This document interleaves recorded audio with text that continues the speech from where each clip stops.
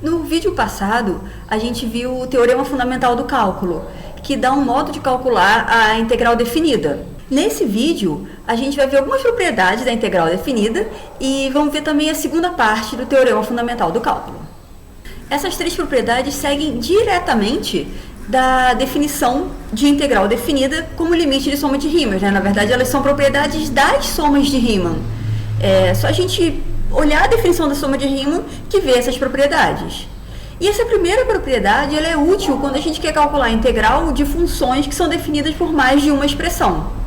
Então, nesse exemplo, a gente quer achar a integral de 0 até 3 dessa função, e essa função é definida por essas duas expressões, né? Se x é menor ou igual que 1, ela é definida por 3x ao quadrado mais 1, e se x é maior do que 1, ela é definida por 2 menos 4.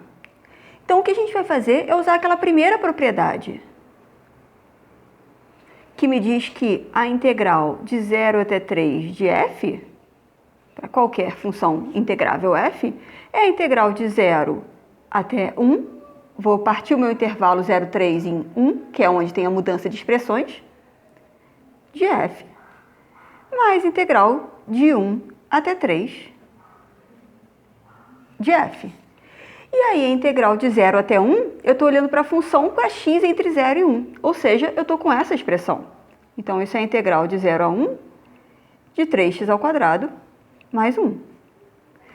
E aqui, eu estou com a função só para x entre 1 e 3, ou seja, x maior do que 1, então eu estou com essa expressão daqui.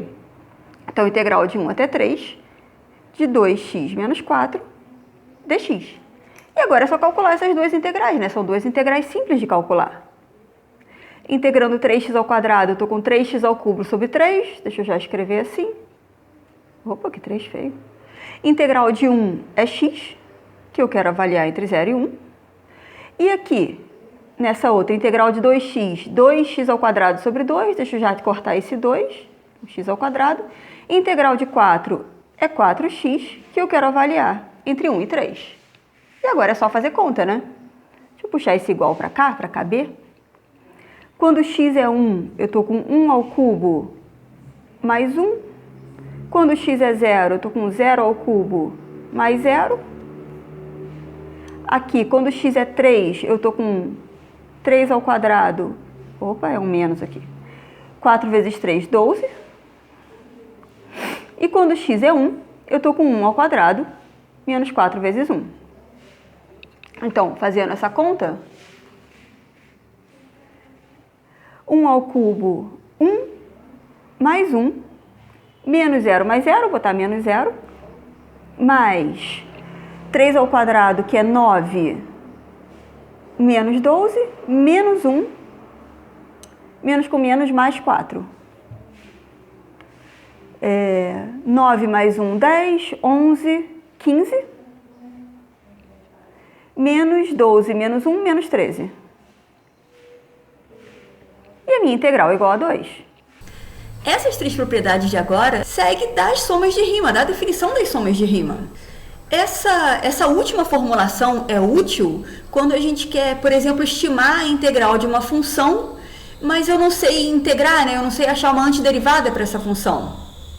Vamos ver um exemplo. Nesse exemplo, o que a gente quer é uma estimativa para essa integral de 0 até 1 de 2x, usando as propriedades que a gente acabou de ver. E aí, o que eu vou notar é que, bom, a propriedade que eu quero usar, como a gente falou, é essa última que a gente viu, né? Que se a minha função está entre mzinho e mzão, eu consigo uma estimativa para a integral dessa função, naquele intervalo. A minha função é 2 elevado a x. E o que eu quero lembrar é que essa função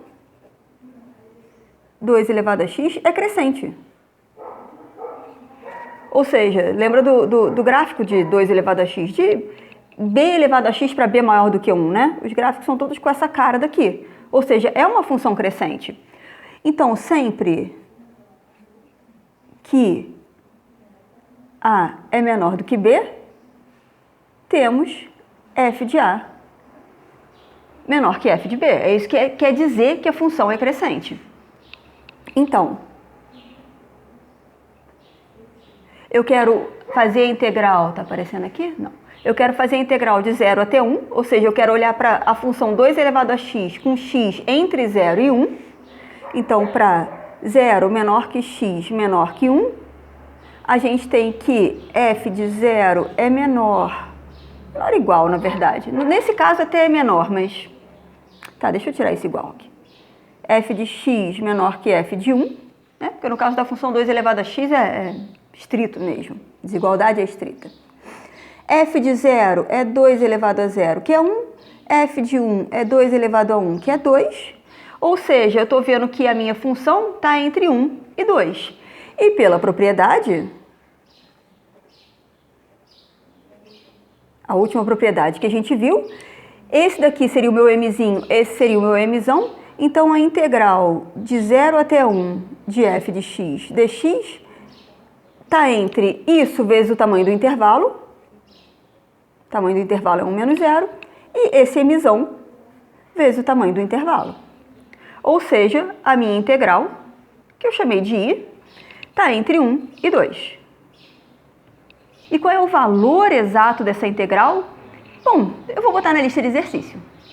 O teorema fundamental do cálculo que a gente viu é aquele que diz pra gente como calcular uma integral definida, né? Ele faz a relação entre integral definida, que é aquelas áreas, e a antiderivada, que é que a gente definiu, né, que a gente chamou de integral indefinida. Essa segunda parte do teorema fundamental, o que ela diz pra gente é que dá para definir funções a partir de integrais definidas, né? Então, essa função que tá sendo definida aí, essa fzão, na verdade é uma integral definida, né? Integral de alguma coisa, a até x, de uma função. Nota que o integrando aí é uma função de t, né? A minha variável de integração não é x, é t. Usando a parte 1 do teorema fundamental do cálculo, é fácil mostrar essa parte 2. Então, o que a gente tem que fazer é ver quem é essa integral indefinida que aparece, essa integral, perdão, definida que aparece do lado direito, né? Isso vai me dar uma certa f, eu não quero chamar de f porque f foi o nome que a gente deu à função, digamos uma g, que é a antiderivada, em x menos a g em a. Então, essa f de x vai ser esse gzão de x menos gzão de a. Mas a derivada de fzão, então, vai ser a derivada de gzão, e a derivada de gzão é fzinho, porque é uma antiderivada. Só faz as continhas, que você vai ver que segue facilmente. Muitos livros colocam esse como a parte 1 do teorema fundamental do cálculo e aquele que a gente viu primeiro como a parte 2. É só uma questão de escolha do que você quer ver antes. Mas então o mote, digamos, dessa segunda parte é que dá para definir funções usando integrais. E mesmo que a gente não conheça uma antiderivada, né, mesmo que eu não saiba integrar a função, se eu digo integral de uma função, isso me dá uma função bem definida, mesmo que eu não saiba achar exatamente uma antiderivada.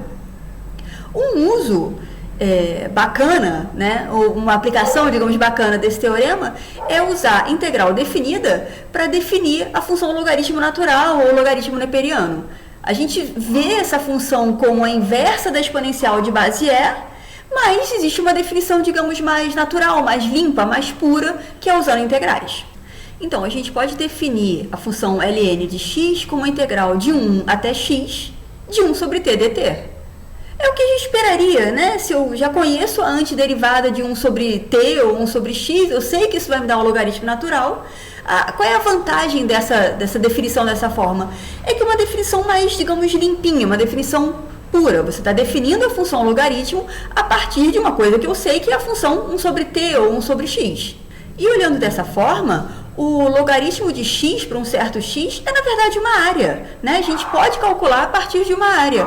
Se x é maior do que 1, então é exatamente essa área A da figura.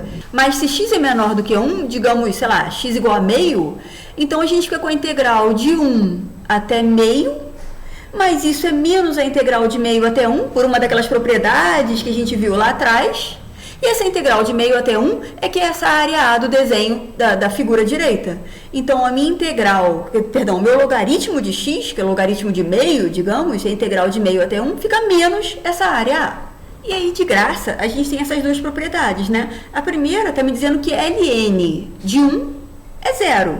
Bom, a gente sabe isso, mas olhando com essa formulação por integral é mais fácil ainda, né? Porque eu fico com a integral de 1 até 1.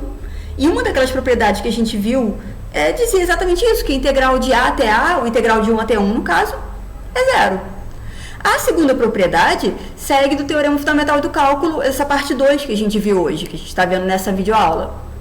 Né? A derivada dessa função definida pela integral é a função que eu estou integrando, ou seja, a derivada de ln é 1 sobre x. Bom, a gente já sabia, a gente já tinha visto isso de outra forma. Usualmente, né, lá no cálculo 1, a gente define o logaritmo de Bézier, o logaritmo natural ou neperiano, como a inversa da exponencial de Bézier. E aí, para definir essa exponencial de Bézier, você precisa dizer quem é o número e, né? E a maneira usual é dizer que o número e é esse limite. Ele é um limite quando x vai para infinito, de 1 mais 1 sobre x elevado a x, ou eu posso ver isso como um limite quando t, sei lá, vai para 0, de 1 mais t elevado a 1 sobre t, mas ainda assim, o e é definido por um limite. E aí a gente define a exponencial de base e, e aí a gente define o logaritmo. Se a gente está fazendo a coisa ao contrário aqui, né? O que eu fiz agora? A gente definiu ln de x a partir de uma integral, sem usar esse e. Como é que eu faço para definir o número e? Bom, o número e vai ser definido pela propriedade de que ln de e é 1. Eu não preciso de limite, eu não preciso de derivada, eu preciso só saber a integral. Então, o número e vai ser a única solução da equação ln igual a 1. Ou de outra forma, o número e é o único pontinho aí desse desenho, digamos esse quadradinho, tal que essa área vai valer 1. Essa área é o ln de e, então ln de e vai valer 1.